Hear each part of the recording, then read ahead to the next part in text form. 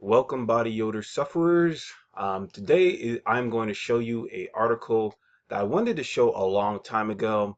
We were talking about loneliness, or I was talking about loneliness as a topic, and I did stumble upon an article about loneliness, and it says, loneliness is as bad for your health as smoking 15 cigarettes a day.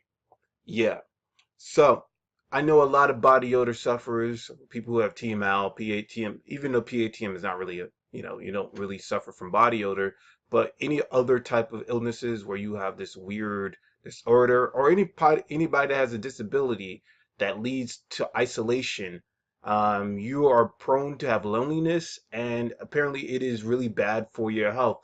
Here in this article, it has a lot of interesting things to say. I just want to highlight a couple of things that it was talking about. In this one passage, it says, being cut off from your outside world unsurprisingly makes individuals more prone to depression and can be used as a predictor of suicide in older age. The lack of mental stimulation also means that lonely people are 64% more likely to develop dementia, which is Alzheimer's. And are in general at greater risk of cognitive decline. So for people like us, or people who have disabilities, or people who are just lonely in general, we have a higher likelihood to kill ourselves once we reach an older age. In addition to that, without this mental stimulation, being around other people, we have a higher likelihood of developing dementia, which is really bad. I think there were some other things that they were saying within the article. I think in this article, in this passage, it's talking about smoking 15 cigarettes a day. Let's talk about it or read it. Yet loneliness does not only impact the person's mental health, it can affect their physical health too. Loneliness can be found to increase the chance of mortality by 26%, as well as increasing the risk of high blood pressure and obesity. In fact, it has now been shown that the impact of a lack of social connections has on your health is equivalent to smoking 15 cigarettes a day. Yeah, I've heard that.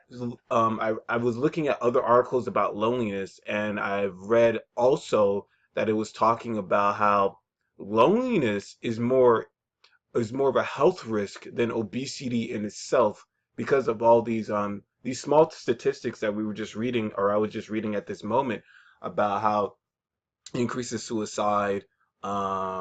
It degenerates your mind for long periods if you become lonely in long periods of time.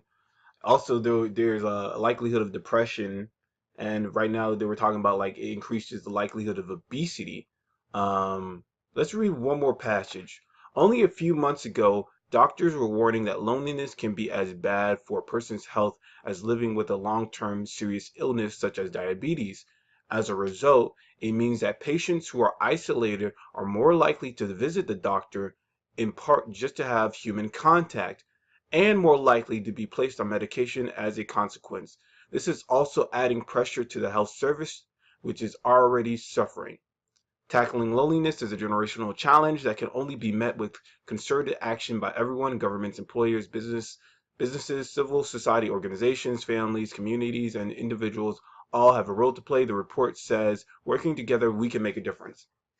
I'm glad that they're talking about a generational challenge, because I do know that, within our generations, or at least the millennial generations and new generations to come, most of us are going to spend a good portion of our lives through social media, as opposed to back in the day where we just went over somebody's house and had a conversation. There are already studies about social media playing a part in depression and loneliness. So I would definitely like to actually research that and put out a video about loneliness, the linking of loneliness, or the linking of depression and social media. But this is just a short article. I'm going to drop the link so people can read it themselves. Very, very short. It's just like maybe less than 10 paragraphs long, but it is very powerful. It gives you the exact statistics about how loneliness affects you health wise. In any case, I'm going to end it right here. You guys have a good day.